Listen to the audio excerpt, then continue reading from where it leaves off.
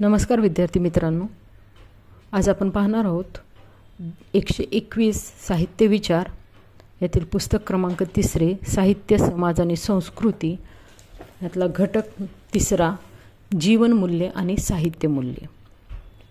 या घटकाचा अभ्यास केल्यानंतर आपल्याला जीवनमूल्य म्हणजे काय हे सांगता येईल, साहित्यमूल्य म्हणजे काय हे सांगता येईल, जीवनमूल्य कोणती ते स्पष्ट करता येईल आणि जीवनमूल्य आणि साहित्यमूल्य यातील परस्पर संबंध सांगता येईल।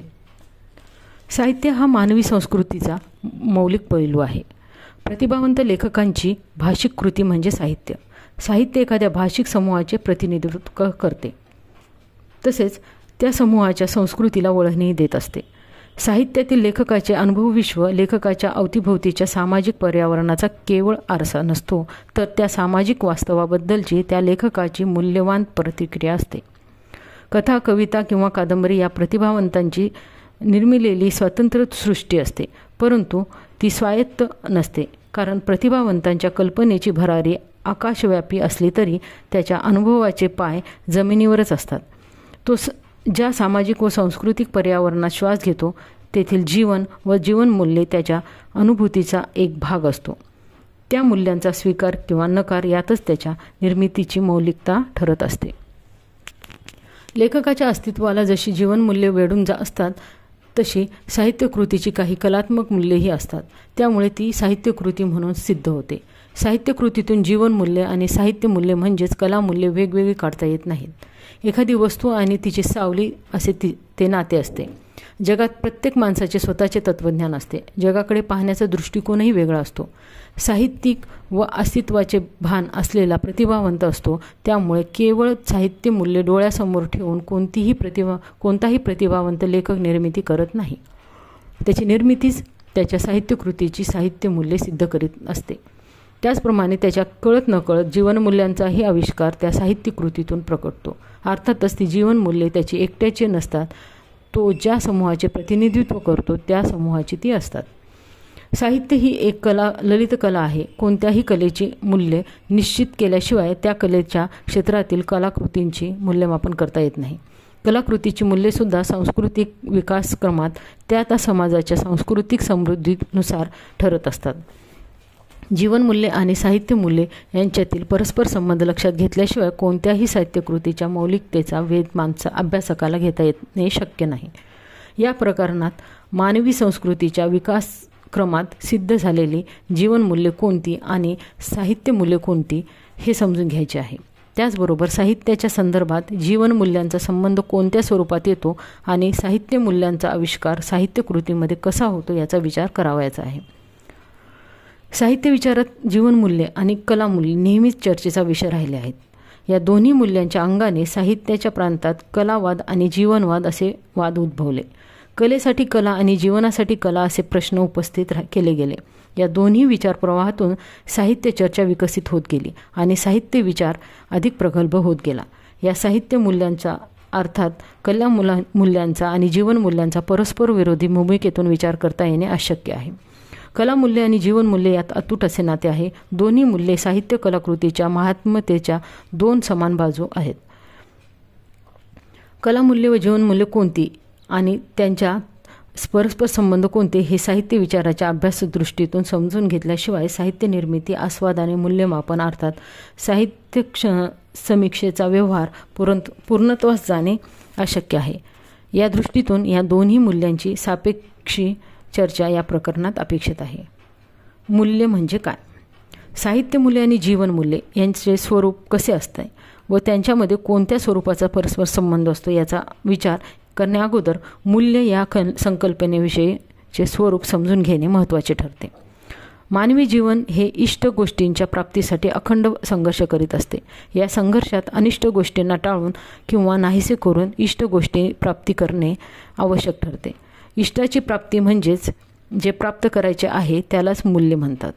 मूल्य ही संकल्पना नीतिशास्त्रातील आहे। नीतिशास्त्र ही तत्त्वज्ञानाची एक शाखा आहे। नीतिशास्त्र हे आदर्शवादी शास्त्र आहे। जगात विविध धर्मात व संस्कृतीमध्ये नीतिशास्त्रातील मूल्य संकल्पना वेगवेगळ्या आहेत, कारण त्यांच्या भूमिका वेगवेगळ्या आहेत।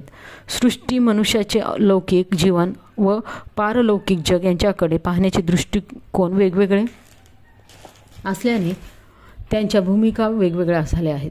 परिणामी त्या मूल्य संकल्पनाही वेगवेगळ्या आहेत.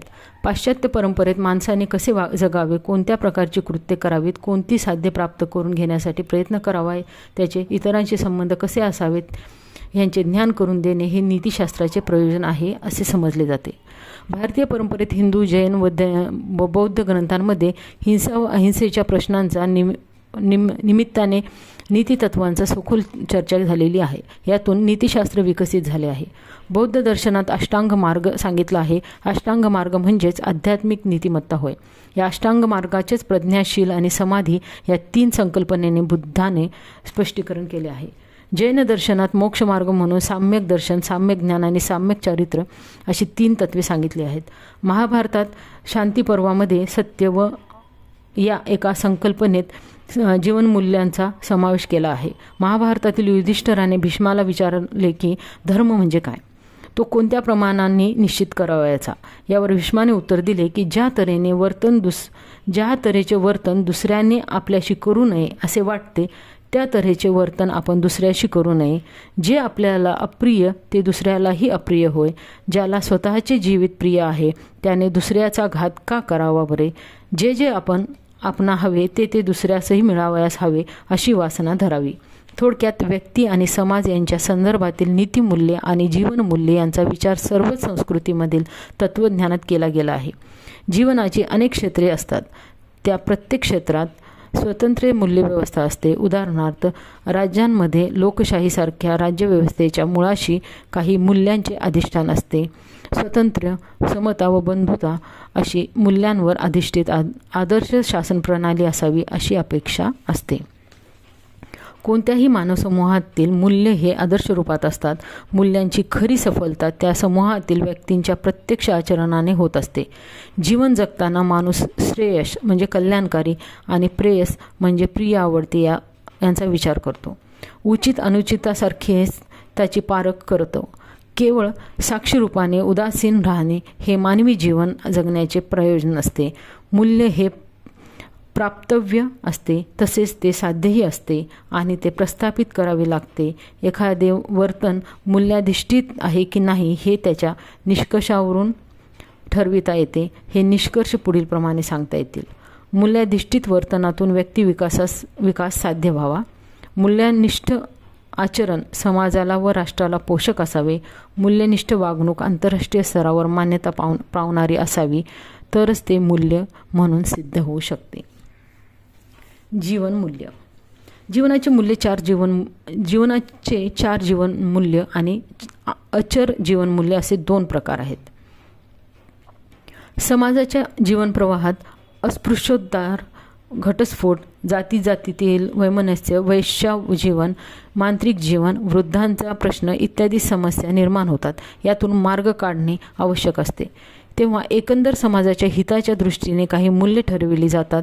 ती चर मूल्य होय. समाज हा गतिमान आहे. पुढे समाजात बदल घडतो. आचार आणि विचार यांच्यात असे काही बदल होतात की साकारलेली मूल्ये निरुपयोगी ठरतात. तेव्हा समाजाची ही मूल्ये टाकून देतो. चर मूल्यांपेक्षा श्रेष्ठ आणि सर्व घरात टिकून राहणारी सत्य, शिव, सुंदर, मांगल्य, अहिंसा, सौजन्य इत्यादी मूल्ये असतात. या मूल्यांना अचर मूल्य म्हणतात. कालप्रवाह कितीही बदलला, भौतिक आणि शास्त्रीय सुधारणांची कितीही नवनवीन आणि अधिकाधिक प्रगतिशील क्षितिजे मानवाने पाहिली तरी ही मूल्ये बदलत नाहीत. स्पष्ट आणि दृढ शक्तींच्या उलगड्यात महान कलाकृतीतून ही मूल्ये तेजाने झळाळत असतात. अग्निपरीक्षा घेऊन जी आपली श्रेष्ठत्व सिद्ध करीत असतात. चर पुरुषार्थ व अष्टांग मार्ग. मानवी जीवनाच्या साफल्यासाठी आणि मूल्यवान समाज निर्मितीसाठी प्राचीन भारतीय ग्रंथांमध्ये धर्म, अर्थ, काम, मोक्ष या 4 पुरुषार्थांची योजना केली आहे. वैदिक विवाह पद्धतीत वधूवरांना धर्मेच्या, अर्थेच्या, कामेचे इति नाती चरामी अशी शपथ घ्यावी लागत असते. मोक्षप्राप्तीसाठी 4 ऋणे फेडावी लागतात. देवऋण, ऋषीऋण, मातृपितृऋण, समाज व राष्ट्रऋण. मोक्षाच्या ह्या पायऱ्यांमध्ये सर्व प्राचीन मूल्यांचा समावेश होतो. 4 ऋणे फेडणे हे त्यापैकीच एक होय. त्यासाठी व्यक्ती आरोग्यसंपन्न असावी लागते आणि आरोग्य व चारित्र्य निर्माण करण्यासाठी पतंजली ऋषींनी अष्टांग योग मार्ग सांगितला आहे. त्यांच्या 8 पायऱ्या आहेत. यम हे आचरण सापेक्ष मूल्य आहे. माणसांच्या वर्तनासंबंधी सूत्रे त्यात सांगितली आहेत. ती अशी: अहिंसा, सत्य, अस्तेय, ब्रह्मचर्य आणि अपरिग्रह. नियम हे व्यक्तिसापेक्ष मूल्य आहे. नियम एकूण 5 आहेत: शौच, संतोष, तप, स्वाध्याय, ईश्वर प्राणिधान.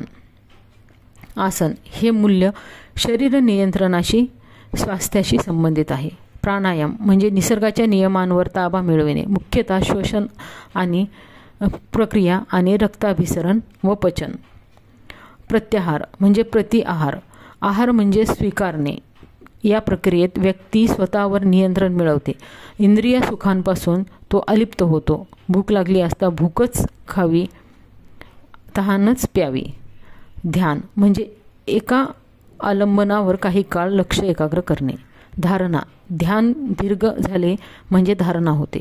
समाधी स्वास्तिक, ओम अशा कोणत्याही आलंबनाचा स्वीकार न करता धारणा निरावलंबी झाली की मिळते ती समाधी.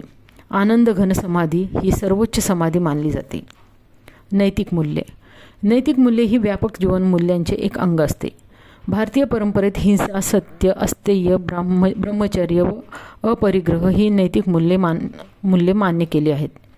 अहिंसा मनुष्य जे दैनंदिन व्यवहार करतो त्यात सर्वांचा शरीर, वाणी व मन यांच्याशी संबंध येत असतो. या तिहींच्याही द्वारे माणसांना आणि इतरही प्राण्यांना पीडा न देणारे म्हणजे अहिंसा व्रताचे पालन करणे होय. कायिक, वाचिक आणि मानसिक हिंसा ही निषिद्ध मानली गेली आहे. अहिंसा परमो धर्म या उक्तीप्रमाणे अहिंसा हा धर्म मानला गेला आहे. भारतीयांच्या 48 संस्कारात अहिंसा हा एक आत्मसंस्कार गणला जातो. बुद्ध पंचशिलात व जैनांनी पंचमहाव्रतात अहिंसा हे आद्यव्रत मानले आहे. महात्मा गांधी तसेच विनोबा भावे यांनीही हिंसा न करणे असा नकारात्मक अर्थ न स्वीकारता निर्भयता, प्रेम व सहकार्य आणि रचनात्मक कार्य यावर विश्वास ठेवणे असे 3 अर्थ सांगितले आहेत.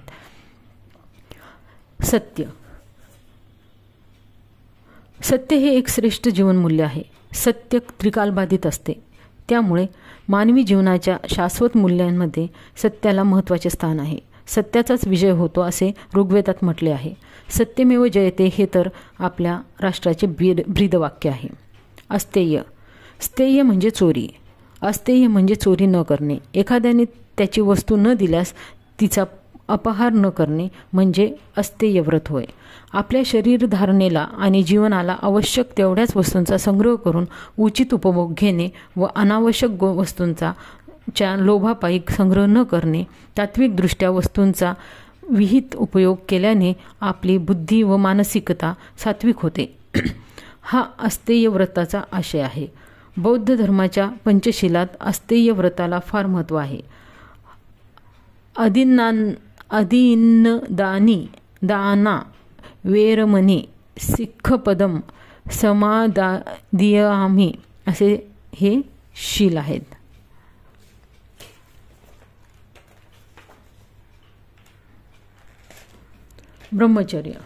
ब्रह्मचर्य हे व्यक्तीच्या कामजीवनातील एक महत्त्वाचे व्रत आहे. केवळ अविवाहित राहणे इतका मर्यादित ब्रह्मचर्य या शब्दाचा अर्थ नाही. विवाहोत्तर जीवनात पतीपत्नीने कामभावनेच्या संदर्भात एकमेकांशी निष्ठापूर्वक वर्तन करणे हा ब्रह्मचर्य या मूल्यामागचा अर्थ आहे. व्यक्ती जर अविवाहित असेल तर तिने आपले कामविषयक वर्तन संशयातीत ठेवावे.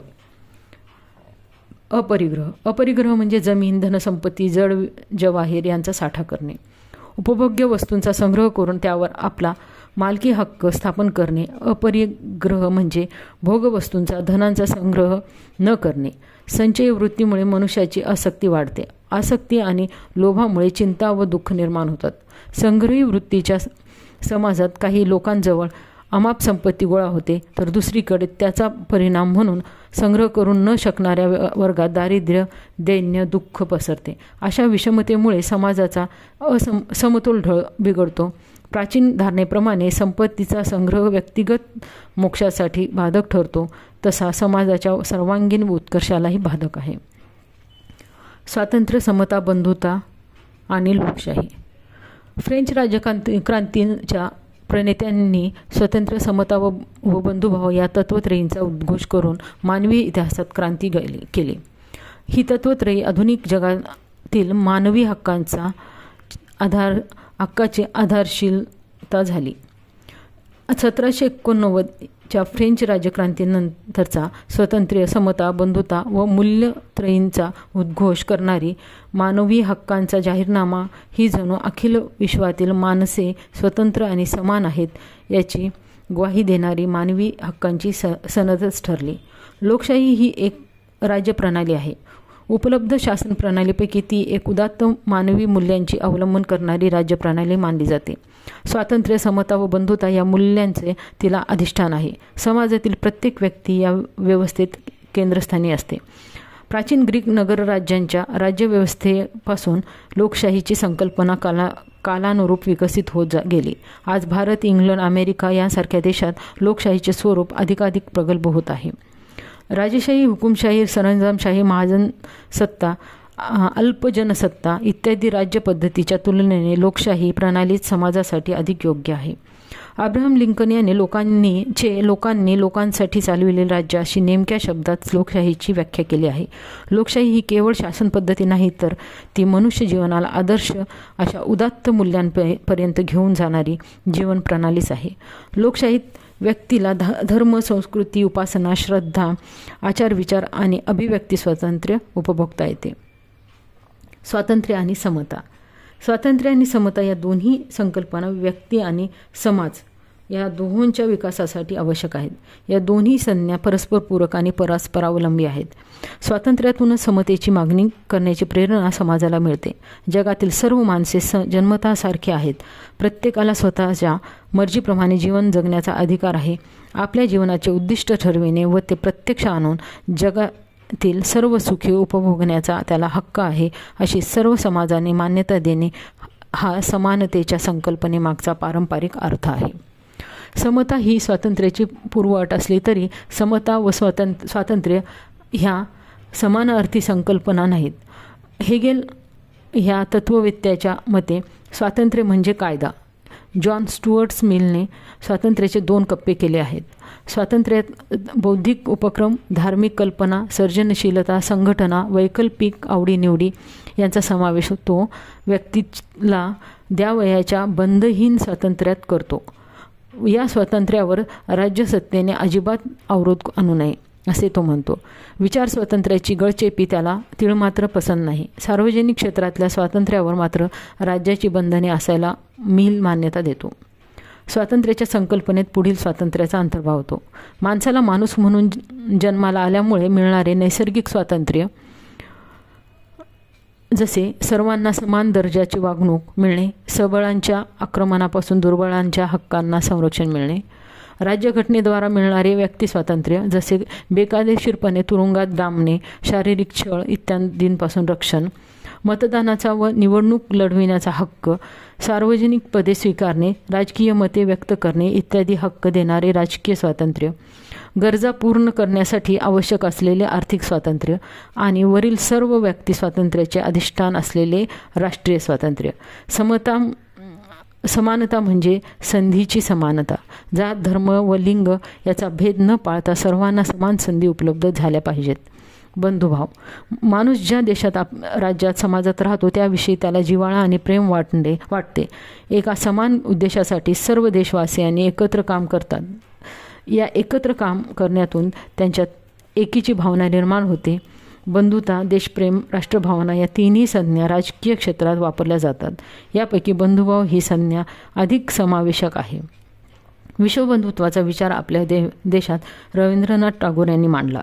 यत्र विश्वम भवती एकनीडम असा बंधुत्वाचा वैश्विक पातळीला स्पर्श करणारा विचार त्यांच्या शांतिनिकेतनचे ब्रीदवाक्य होते. आचार्य विनोबा भावे यांनी जय जगत असा नारा दिला.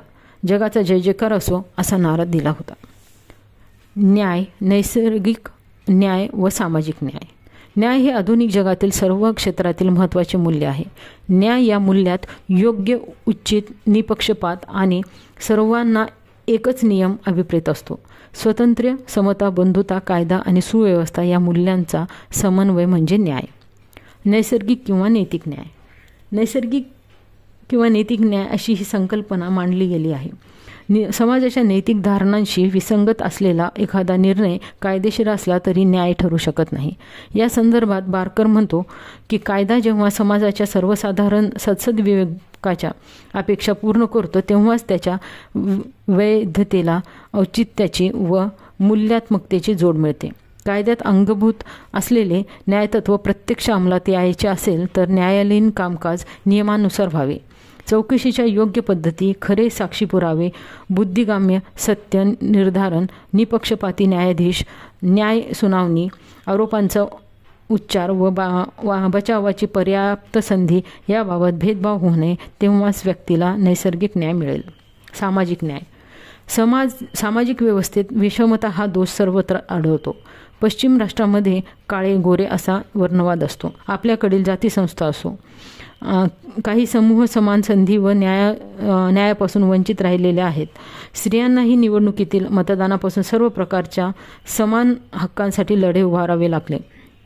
सत्ता, संपत्ती व प्रतिष्ठा मिळण्यासाठी गरीब, दलित आणि महिला यांच्या सामाजिक न्यायासाठी अनेक चळवळी झाल्या. यातूनच सामाजिक न्यायाची संकल्पना उदयास आली. सामाजिक न्याय या संज्ञेत सामाजिक हा एकच निर्देश असला तरी त्या संकल्पनेला सामाजिक, राजकीय व आर्थिक असे तीनही आयाम आहेत. साहित्य मूल्य. लेखक हा एकांतात लिहित असला तरी साहित्य ही एक सामाजिक कृती असते असे मानले जाते. साहित्य कृतीच्या निर्मितीची मुळे सामाजिक पर्यावरणातच शोधावी लागतात. परंतु साहित्य कृती ही एक कलाकृती असते हेही तेवढेच खरे आहे. कलाकृतीमधील कलात्मकतेचे निकष त्या कलाकृतीच्या मौलिकतेत शोधावी लागतात. साहित्य कृतीची मौलिकता कशात असते याचा विचार भारतीय आणि पाश्चात्य साहित्यशास्त्रात प्रदीर्घ काळ झाला आहे. साहित्य कृतीला कलाकृतीचे मूल्य प्राप्त करून देणारे मूल्य म्हणजे साहित्य मूल्य होय. साहित्यात लेखकाच्या जीवानुभवाचीच अभिव्यक्ती असते. त्यामुळे साहित्य मूल्य हे जीवानुमूल्य निरपेक्ष असू शकत नाही हेही लक्षात घ्यावे लागते. साहित्य मूल्यांचा विचार करताना त्यात जीवनमूल्यांचाही विचार अनुस्यूत असतो. बासी मर्ढेकर यांना तर सौंदर्य हे जीवनमूल्य आहे असे विधान केले आहे. साहित्य मूल्य म्हणजे साहित्य कृतीची कलात्मकता निश्चित करणारी मूल्य, तर जीवनमूल्य ही तिची महानता निश्चित करणारे मूल्य. साहित्य मूल्यांचे वर्गीकरण पुढील प्रमाणे केले जाते. सत्यमूल्य. साहित्यात मानवी जीवनाचे वर्णन असते तर ते मूल्य वर्णन होय.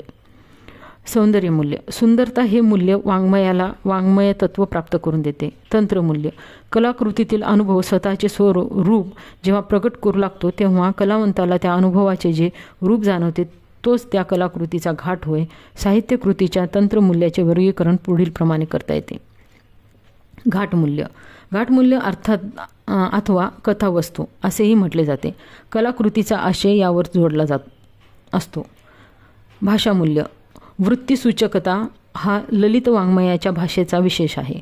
ही भाषा कलावंतांची असते. आशयाला अनुरूप असे सौंदर्य गुण या भाषेत असतात. प्रतिमामूल्य. लेखक हा प्रतिकात्मक भाषेत बोलत असतो. थोडक्यात कलावंत आपल्या अनुभवाला रूप देत असतो.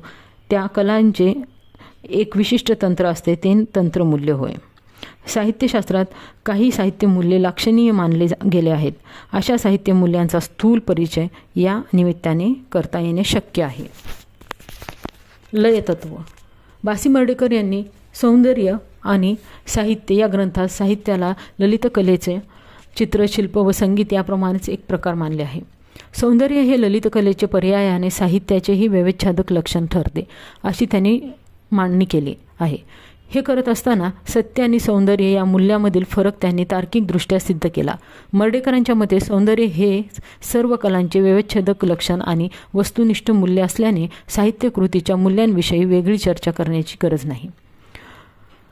साहित्यकृतीतील भावनांची मांडणी लय नियमानुसार झाल्यास कलाकृती सौंदर्य लाभत असते असा त्यांचा सिद्धांत आहे.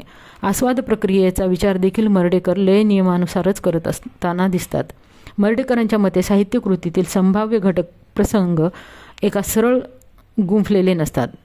ती भावनात्मक लयीची केंद्रपूर्ण आकृती असते. वाङ्मय कृतीतील आशय रसिकाला घटकशः जाणवत नाही, तर तिच्यातल्या भावनात्मक लयींची एकाच वेळी प्रतीती येते. नाटक, कादंबरी, महाकाव्य अशा विस्तृत पट असलेल्या वाङ्मय प्रकारात एकापेक्षा अधिक भावनांची लयबद्ध आकृती असू शकते, तर भावगीत, लघुकथा, निबंध या वाङ्मय प्रकारात एका भावनेची लयबद्ध आकृती असू शकते. मर्ढेकरांनी लय सिद्धांताची 3 सूत्रे सांगितली आहेत: संवाद, विरोध, समतोल.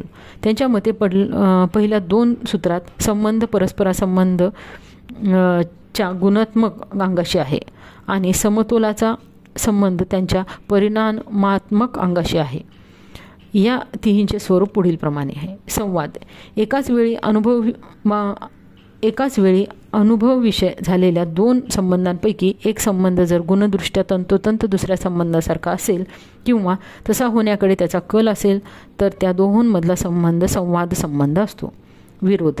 एकाच वेळी अनुभवाविषयी झालेल्या 2 संबंधांपैकी एक संबंध जर गुणदृष्ट्या दुसऱ्यांच्या विरोधी असेल किंवा तसा होण्याकडे त्याचा कल असेल तर त्या दोहोंमधला संबंध विरोध संबंध असतो. समतोल.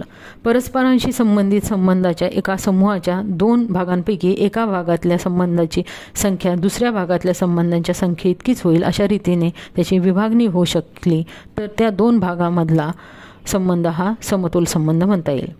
लय सिद्धांताच्या रूपाने मर्ढेकरांनी मराठी समीक्षेला मौलिक योगदान दिले आहे. त्यांच्या या सिद्धांत स्वतंत्रपणे समजून घेता येत नाही. त्यांनी सौंदर्य आणि साहित्य या ग्रंथात मांडलेल्या घाट, वाङ्मयीन महात्मता व भावनिष्ठ समतानता या संकल्पना त्यांच्या एकूण सौंदर्यशास्त्रीय विचारव्यूहाचा एक भाग आहेत. त्या समजून घेतल्यानंतर लय या साहित्य मूल्याचे आकलन सोपे होते. घाट. भासी मर्ढेकर यांनी सौंदर्य आणि साहित्य या ग्रंथात फॉर्म या इंग्रजी शब्दाचा मराठीत घडण, सुसंघटन असा अर्थ दिला आहे. फॉर्म याचा प्रतिशब्द म्हणून मराठीत रूप, रचना, आकार, आकृती, घाट हे शब्द वापरले जातात. घाट या शब्दात प्रमाणबद्धता, बांधेसूदपणा, व्यवस्थितपणा हा आशय अभिप्रेत आहे. साहित्यकृतीचे, कलाकृतीचे सौंदर्य तिच्यात अभिव्यक्त झालेल्या घडणी, घाटावर, सुसंघटनेवर आधारित असते. साहित्यकृतीचे सौंदर्य तत्व ज्या गोष्टींवर अवलंबून असते त्यापैकी एक म्हणजे त्या साहित्यकृतीचा घाट, घडण किंवा फॉर्म हा घटक महत्त्वाचा ठरतो. घाट म्हणजे साहित्यकृतीतील विविध घटकांची यथायोग्य जुळणी करणारा घटक आणि त्या जुळणीचे रूपघटक आणि रूपसाधने या दोहोंचा मेळ. घाट अथवा रूपबंध या संकल्पनेत गृहीत आहे. आशयाची संघटना व इंद्रिय घटकांची संघटना यांच्या एकमात्मतेतून कलाकृतीचा घाट साकार होत असतो. वाङ्मयीन महात्मता. वाङ्मयीन महात्मता साहित्यकृतीत कशी येते याचे विवेचन करताना मर्ढेकरांनी प्रथम वाङ्मयीन आत्मनिष्ठा व वाङ्मयीन तादात्म्य हे महत्त्वाचे मुद्दे मांडले आहेत. वाङ्मयीन आत्मनिष्ठा म्हणजे एखाद्या लेखन सुरू करताना ज्या प्रेरणेने भारावला होता तिच्यापासून जर तो ढळला, थोडक्यात त्याचा जीवनानुभव त्याच्या साहित्याच्या अनुभूतीचे रूपक घेऊ शकला नाही तर आत्मनिष्ठा साधत. मर्ढेकरांनी लेखनपूर्व आत्मनिष्ठा आणि लेखनगर्भ आत्मनिष्ठा असे 2 प्रकार सांगितले आहेत. मर्ढेकरांच्या मते 2 आत्मनिष्ठा ही साहित्यातील यशाची पहिली अट आहे. लेखकाला एखादे दृश्य, प्रसंग किंवा व्यक्ती अनुभूतींचा विषय वाटला तर त्या क्षणी त्याने अनुभवलेल्या भावनांशी प्रामाणिक राहायला हवे. म्हणजे साहित्याची निर्मिती करत असताना मूळ अनुभवांशी प्रामाणिक राहणे. पण एखाद्या लेखकाने ही अट पाळूनसुद्धा त्याच्या पूर्ण झालेल्या साहित्यकृतीमध्ये मूळ अनुभव उतरला नसेल तर त्या ठिकाणी लेखनगर्भ आत्मनिष्ठेचा अभाव आहे असे म्हणावे लागेल. मानसशास्त्रीयदृष्ट्या मानवी अनुभवांचे वर्गीकरण ज्ञानात्मक, भावात्मक, कृतीस्वरूप असे करता येते. कोणत्याही अनुभवात या 3ही अंगाचे मिश्रण असते. अनुभवाच्या या 3 अंगांपैकी वाङ्मय निर्मितीच्या संदर्भात भावात्मक अंगच प्रस्तुत आहे. लेखकाच्या जीवानुभवाचा साहित्यरूपात आविष्कार होण्यापूर्वी भावनामय विकास झाला पाहिजे. कारण भावनाप्रधान अर्थाला शब्दसृष्टीत प्रकट करणे हा वाङ्मय कृतीचा हेतू असतो. उदाहरणार्थ, भीक मागणाऱ्या भिकाऱ्याचे दृश्य पाहिल्यावर मनात ज्ञानेंद्रियाद्वारा प्रथम जाणीव होते. ती होत असताना भिकाऱ्याबद्दल दयेची भावना निर्माण होते. त्याचा परिपाक भीक घालण्याचा कृतीत होतो. परंतु भिकाऱ्याबद्दल कवीचा अनुभव हा भावनात्मकदृष्ट्या प्रबळ असला तर तो भिकाऱ्यावर कविता लिहितो. भावनानिष्ठ समतानता. भावनानिष्ठ समतानता या सिद्धांतातून मर्ढेकरांनी साहित्यमूल्य प्रस्थापित करण्याचा प्रयत्न केला आहे. त्यांच्या मते सर्वसामान्य माणसांपेक्षा कवीजवळ बुद्धी, भावना व कर्तृत्व याच्या अधिकच भांडवल नसते. कवीच्या अनुभूतीतले काव्य कशात असते असा प्रश्न विचारून ते त्याच्या अनुभूतीतल्या भावनानिष्ठ समतानतेत असते असे उत्तर ते देतात. कवीच्या अनुभूतीत नेहमी 2 पदे असतात. त्यावेळी एक पद अध्याहत असते. जे पद अध्याहत नसते ते म्हणजे प्रत्यक्ष असते. ते कवीत आणि इतर मनुष्यांमध्ये बहुअंश सारखेच असते. पण कवीच्या बाबतीत जे पद अध्याहत असते ते इतरांच्या बाबतीत मुळीच अस्तित्वात नसते. कुठल्याही एका प्रत्यक्ष पदाची दुसऱ्या एका अध्याहत पदाशी भावनात्मक समानता प्रस्थापित करणे हेच कवीच्या अनुभूतीचे व्यवच्छेदक लक्षण होय. आपल्या या विधानाची पुष्टी करण्यासाठी ते बालकवींच्या एका कवितेचे उदाहरण घेतात. ते म्हणतात, कवीच्या विशिष्ट अनुभूतींचे स्वरूप अ बरोबर ब असे असते. उदाहरणार्थ, लुकलुकणारी तारका पाहिली म्हणजे लुकलुकणारी तारका एवढाच कवी नसलेल्या व्यक्तीची अनुभूती. पण लुकलुकणारी तारका अर्ध्या-मुर्ध्या तंद्रीतली बालिका असे स्वरूप जसे अनुभूतीचे होते ती कवीची अनुभूती होय. म्हणून तिची अभिव्यक्ती तंद्रीतच अर्ध्या-मुर्ध्या लुकलुकते ताराराणी असा बालकवींच्या काव्यपंक्तीत व्यक्त होते. भावनानिष्ठ समतानतेतल्या 2 पदांपैकी कोणत्याही एका पदाला ते कितीही आकर्षक असले तरी स्वातंत्र्यरित्या फारशी किंमत नसते. काव्य नसते. हे काव्य उत्पन्न होते ते या 2 पदांमध्ये भावनात्मक समतानता स्थापित झाल्यावर, आणि तशी ती प्रस्थापित करणे हेच कवीच्या अनुभूतीचे व्यवच्छेदिक लक्षण आहे. मानुषता. शरदचंद्र मुक्तिबोध यांनी त्यांच्या सृष्टी, सौंदर्य आणि साहित्य मूल्य या ग्रंथात मर्ढेकरांच्या लय सिद्धांताचा मर्यादा स्पष्ट केल्या आहेत. त्यांच्या मते ललित कृतीचा म्हणजे साहित्य कृतीचा आस्वाद म्हणजे लय तत्वाचा आस्वाद कधीच नसतो. चित्र, शिल्प व संगीत यासारख्या ललित कलांमधील संवाद, विरोध, समतोल या सौंदर्य तत्वात आणि साहित्य कृतीमधील सौंदर्य तत्वात यात मर्ढेकरांना फार फरक करता आला नाही. त्यामुळे त्यांनी लय तत्व हेच ललित वाङ्मयीन कृतीचे सौंदर्य तत्व मानले आणि मुक्तिबोध म्हणतात. या पार्श्वभूमीवर मुक्तिबोधांनी आपला पर्यायी विचार मांडताना साहित्य मूल्य म्हणून मानुषता ही संकल्पना मांडली आहे. मनुष्यता ही सामाजिक मानवाचे आंतरिक असणे आहे. बदलत्या सामाजिक मूल्यांचेही तेच अधिष्ठान आहे. सामाजिक मूल्यात्मक जीवन व मानवी व्यावहारिक अस्तित्वाचा एक पैलू आहे, तर मनुष्यता हा त्याच मानवी अस्तित्वाचा दुसरा पैलू होय. एक परिवर्तनशील आहे तर दुसरा शाश्वत आहे. एक इतिहासापेक्ष आहे तर दुसरा इतिहासामध्ये अनुस्यूत आहे.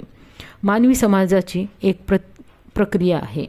ललित वाङ्मयाचे प्राणभूत तत्व रस नव्हे, लय नव्हे, तर मानुषता हे होय. संकलात्मक मानुषता हेच ललित कृतीच्या साहित्याचे संघटक तत्व मान्य केल्यास ललित कृतीचे सर्व प्रश्न सुटतात. साहित्य कृतीचा व्यवच्छेदक निकष सापडतो. त्यांच्या आधारे तिच्या श्रेष्ठ कनिष्ठतेचा प्रश्न सुटतो. श्रेष्ठ कलाकृती म्हणजे शाश्वत ललित कृती. ललित कृतीचे साधन ललित सामर्थ्ये असलेली भाषा, तिचे माध्यम म्हणजे संपृक्त संवेद्य अनुभव व संघटक तत्व मनुष्यता हे होय. या निकषाच्या आधारे वाङ्मयीन कृतीचे मूल्यमापन करता येते.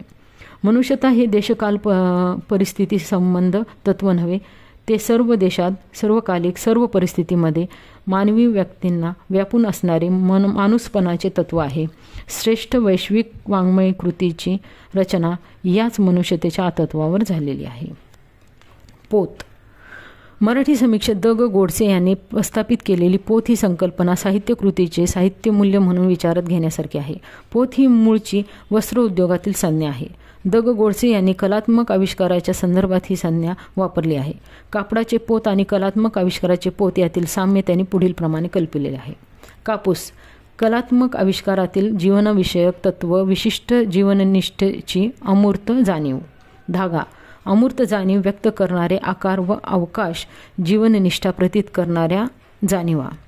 तानाबाना व यंत्रणा जाणीवांची आडवी उभी वीण, आकार व अवकाशांना मूर्त व प्रत्यक्ष रूप देणारी रेषा व रंग यांचे साधनीभूत व्यवस्था अथवा यंत्र, जाणीवांना कलात्मक आविष्काराचे रूप देणारे माध्यम. पोत या संकल्पनेचा विचार करताना ते म्हणतात, प्रत्येक आविष्काराला अंगीभूत असे पोत असते आणि हे पोत त्या आविष्काराचा अविभाज्य घटक असते. पोत ही रूपाश्रय कला व्यवहारातून आलेली संज्ञा होय. एखाद्या कलाकृतीच्या संदर्भात आकार अथवा संरचनेऐवजी तिच्या बाह्य गुणवत्तेची ते निर्देश करते. आधुनिक वाङ्मय समीक्षेत एखाद्या कवितेतील कल्पनांच्या ऐवजी तिच्यातील मूर्त गुणवत्तेचा निर्देश या संज्ञेने केला जातो. उदाहरणार्थ एखाद्या साहित्यकृतीचा शाब्द पृष्ठतर, इंद्रिय संवेदनात्मकता, प्रतिमांची सधनता इत्यादी. साहित्य मूल्य आणि नैतिकता. मानवी व्यवहारात मूल्य ही संकल्पना मुळात नीतिशास्त्रातील आहे. सत्य, शिव व सुंदर ही जीवनाच्या सर्वच क्षेत्राला व्यापून उरणारी मूल्ये आहेत. न्यायाप्रमाणेच नीती ही एक व्यापक संकल्पना आहे. साहित्य ही जीवनातील एक क्षेत्र आहे. ते सुद्धा या मूल्य संकल्पनापासून अलिप्त असू शकत नाही. लेखकाच्या साहित्यकृतीमधून, हेतूमधून लेखकाची नैतिकता प्रकट होत असते. लेखकाने आपल्या जीवनात स्वीकारलेल्या मूल्यसरणीवर, नीतिमत्तेवर व जीवनाकडे पाहण्याच्या दृष्टिकोन आधारलेला असतो. लेखक सामाजिक न्याय, समता आणि बंधुता या मूल्यांचा प्रत्यय त्यांच्या साहित्यातूनच देत असतो. साहित्य मूल्यांच्या संदर्भात नैतिकतेचा विचार साहित्यकृतीच्या संदर्भात जसा महत्त्वाचा आहे तसा तो लेखकाच्या संदर्भातही महत्त्वाचा मानला गेला आहे. आत्मनिष्ठा व तादात्म्य ह्या संकल्पनाही लेखकाच्या नैतिकतेच्या छटा आहेत. कलाकृतीने, साहित्यकृतीने जीवनाला गंभीरपणे सामोरे जायला हवे, तेव्हाच तिची नैतिक बाजू भक्कम होईल असे राभा पाटणकर यांचे म्हटले आहे. येथे लेखक आपल्या व्यक्तिगत जीवनात कोणत्या नीती तत्वांचे पालन करतो हे महत्त्वाचे नसून तो त्याला येणाऱ्या अनुभवांना किती प्रामाणिकपणे सामोरा जातो व ते व्यक्त करतो याला महत्त्व आहे. व्यक्तिगत जीवनात परस्पर संबंधातील नीतिमूल्ये पाळणारा लेखक उत्तम साहित्यिक असेलच असे नाही, पण समाज व्यवहाराकडे, जीवनाकडे पाहण्याची दृष्टी नैतिकदृष्ट्या अस्सल असेल तर एखाद्या साहित्यिकाची साहित्यकृती अस्सल निपजू शकते असा ठाम विश्वास समीक्षकांना वाटतो. समाजातल्या प्रत्यक्षदर्शी वास्तवाचे लेखकाने आपल्या साहित्यात केवळ पुनर्मांडणी केली तर ते लेखन कलात्मक होणार नाही. त्याला निबंध लेखनाचे रूप येईल, त्याचे ललित रूप लोप पावेल. जीवनानुभव कलात्मक होण्यासाठी वास्तवाची पुनर्निर्मिती होणे आवश्यक असते. अशी कलात्मक निर्मिती केल्यामुळे नैतिकता स्वीकारण्यामुळे लेखकाची साहित्यिक उंची वाढते आणि त्या त्याने दर्शविलेली मूल्यस्थिती ही उच्च तर वाटते. परिणामी लेखकाच्या प्रतिष्ठेची समाजात पुनर्स्थापना व्हायला मदत होते. साहित्यमूल्य आणि जीवनमूल्य अनुबंध. साहित्यमूल्य आणि जीवनमूल्य यांचे स्वरूप कसे असते व त्यांच्यावर कोणत्या स्वरूपाचा परस्पर संबंध असतो याचा विचार करण्याअगोदर मूल्य या संकल्पनेचे स्वरूप आपण समजून घेतले आहे. मानवी जीवनाला आदर्श व विविध संस्कृतींनी मान्य केलेले जीवनमूल्य आपण पाहिले. साहित्याला कलाकृतीचे स्वरूप प्राप्त करून देणारी साहित्यमूल्ये कोणती याचाही आढावा आपण मराठीतील सैद्धांतिक समीक्षेच्या आधारे घेतला. कलानिर्मितीच्या मुळाशी कोणत्या प्रेरणा असतात आणि कलाकृती म्हणून मौलिकतेचे कोणते निष्कर्ष असतात या प्रश्नांच्या आधारे साहित्यमूल्यांचा विचार झाला आहे. जीवनमूल्य आणि साहित्यमूल्य यांचा परस्पर संबंध कसा असतो या संबंधाने येथे विचार करावयाचा आहे. साहित्याचा जीवनवादी दृष्टिकोनातून विचार करताना सत्य व सौंदर्य यांचा समता, बंधुता, स्वातंत्र्य आणि सामाजिक न्याय यांच्याशी संबंध जोडतात. त्यामुळे त्यातून एकच वेगळी परिवर्तनवादी जीवनप्रणाली जशी साकार होते तसे जीवनवादी साहित्यशास्त्रात साकार होते. स्थितिशील आणि केवळ कलेलाच प्रमाण मानणाऱ्या विचारांमधून कलावाद, स्वायत्ततावाद, रूपवाद आणि आकृतीवाद इत्यादी वाद निर्माण होतात. त्या वादांच्या अनुषंगाने तसतसा प्रकारच्या समीक्षा पद्धती निर्माण होतात. जडवादी किंवा अपरिहार्यपणे परिवर्तनवादी असलेल्या साहित्य विचारांपोटी मार्क्सवादी, आंबेडकरवादी, समाजशास्त्रीय, स्त्रीवादी अशा समीक्षा पद्धती जन्माला येतात. या प्रणालींनाही त्यांनी प्रमाण मानलेली जीवनमूल्ये व साहित्यमूल्ये यांची मूलतत्वे अभिप्रेत असतात. जीवनमूल्यांचा शाश्वत भाग कायम ठेवून साहित्य निर्मितीसाठी आवश्यक त्या तपशिलासाठी आणि त्याच्याशी संबंधित नवनव्या तात्कालिक प्रश्नांशी स्वतःचे नाव जोडावे लागते. जीवनमूल्य आणि साहित्यमूल्य यांच्यातील परस्पर संबंध लक्षात घेता कलेने नीतीचा किंवा स्वातंत्र्याचा नुसता पुरस्कार करावा असे नाही. कलेकडून अपेक्षा असते ती जीवनाचे मर्म सांगण्याची. हे मर्म सांगत असताना स्वातंत्र्याचा किंवा नीतीचा वेगळा पुरस्कार करण्याची काही आवश्यकता नाही. साहित्याला साहित्यरूप लाभण्यासाठी किंवा सौंदर्य वस्तू होण्यासाठी शब्दकृतींना स्वतःच माणसांवर अन्याय करणाऱ्या, मानवी प्रतिष्ठा धुळीस मिळवणाऱ्या, कोणाच्याही गुलामीचा पुरस्कार करणाऱ्या अनिष्ट मूल्यांना मोडीत काढले पाहिजे. या अनिष्ट मूल्यांवर अधिष्ठित अनिष्ट वाङ्मयीन मूल्यांनाही शब्दकृतीने टाळले पाहिजे. तिने तसे करणे म्हणजे सौंदर्यकृती होण्याची अवशेषोपाधी म्हणून तिने जीवनविरोधी व कलाविरोधी मूल्यांना मुठमाती देणे होय. यशवंत मनोहर म्हणतात, आपल्या पुढे परंपरावादी स्थितिशील मूठभरांची सरंजामी मूल्ये आहेत आणि ही मूल्ये बहुसंख्य लोकांच्या मानवी प्रतिष्ठेची धूळधाण करणारी जीवनमूल्ये आहेत. त्यांचा आशय आहे कर्मविपाकवादी, पुरुषार्थवादी जीवनमूल्यांवर अधिष्ठित रस, लय सिद्धांत, आकृतीवादी, स्वायत्ततावादी अशा वाङ्मयीन मूल्ये आहेत. सौंदर्य सिद्धांत आहेत. ही विघातक संकुचित जीवनमूल्ये आणि सौंदर्य मूल्ये होत. त्यांच्यामुळे जीवनाचेही सकल उन्नयन होत नाही, सौंदर्याचेही तेजस्वी प्रकाशन होत नाही. ही जीवनविरोधी मूल्ये होत. हा एक विघातक मूल्य गट आहे. दुसरा गट आपल्या पुढे आहे तो सर्व कल्याणकारी जीवनमूल्य आणि साहित्यमूल्य यांचा. हा अनेक निकषतावाद्यांचा गट आहे. साहित्याच्या मूल्यमापनासाठी केवळ वाङ्मयीन मूल्य आणि सौंदर्य मूल्य पुरेशी ठरत नाहीत. या मूल्यांमुळे एखादी शब्दांची संघटना एखादे अनुभवरूप, साहित्यदृष्ट्या, कलादृष्ट्या सुंदर म्हणवणाऱ्या साहित्यकृतीची श्रेष्ठता व महत्ता निश्चित करण्यासाठी महान जीवनमूल्यांचे निकष वापरावा लागतो. म्हणजेच जीवनमूल्य आणि साहित्यमूल्य यात भेद कल्पिता येत नाही. साहित्यकृती ही जिवंत प्राण्यांप्रमाणे असते. सौंदर्य एकता हेच साहित्यकृतीचे अस्तित्वरूप असते. निरनिराळ्या परस्परावलंबी घटकांची एकसंध संस्था असे साहित्यकृतीचे स्वरूप असते. आशय, अभिव्यक्ती, कथानक, व्यक्तिदर्शन, प्रसंगचित्र, वातावरण निर्मिती, लेखकांची जीवनदृष्टी, प्रमाणबद्धता, सुसंगती, औचित्य, जिवंतता, अनेकार्थता, सूचकता हे आणि असे इतरही घटक कलाकृतीत पूर्णतः एकजीव होतात. त्यांची सेंद्रिय सुसंघटना साकार होते. या घटकांच्या अपरिहार्य संयोगातून कलाकृतीचा एक पूर्णांक साकार होतो. या सर्व घटकांचे एक सेंद्रिय रूप म्हणजे साहित्यकृती. प्रत्येक घटकांचे अस्तित्व इतर घटकांच्या अस्तित्वावर अवलंबून असते. या घटकांच्या परस्पर संबंधावर साहित्यकृतीचे सेंद्रियत्व अवलंबून असते. केवळ आशय, केवळ अनुभव, केवळ अभिव्यक्ती, केवळ सौंदर्यमूल्य किंवा केवळ जीवनमूल्य म्हणजे साहित्यकृती नाही. या सर्वांनी युक्त अशी जी कृती ती साहित्यकृती. म्हणून कलावंतांची जीवनदृष्टी या कधीही वेगळ्या करता येत नाहीत. प्रतिभावंत आणि भोवतीचे मानवी जीवन यांच्या परस्पर संघर्षातून येणाऱ्या अनुभवांचा इत्यार्थ म्हणजे प्रतिभावंतांची जीवनदृष्टी. ही जीवनदृष्टी विविध रूपांनी द्वंद्वशील कलावंताला घेणाऱ्या अनुभवांची संगती लावते, त्यांना अर्थ देते. हा जीवनार्थ म्हणजे आशय. हा आशय अनुभवांच्या प्रत्येक कणातून प्रकाशित होत असतो. जीवनमूल्यांशिवाय जीवनाचे आकलन करता येत नाही व जीवनाचे आकलनच कलाकृतीतून प्रकटत असते. जीवनमूल्यांनी युक्त अनुभवांच्या सामग्रीचे संघटन त्या जीवनमूल्यांच्या मार्गदर्शनाखालीच होत असते. इथे साहित्यमूल्ये बाहेरून येत नाहीत तर ती जीवनमूल्यांच्या आतूनच येतात. म्हणून जीवनमूल्य व वाङ्मयीन मूल्य, साहित्यमूल्य यांचा पृथक्पणे विचार करता येत नाही. या दोन्ही मूल्यांच्या सेंद्रिय एकतेमुळेच उच्च दर्जाची वाङ्मयीन कलाकृती जन्मात येत असते.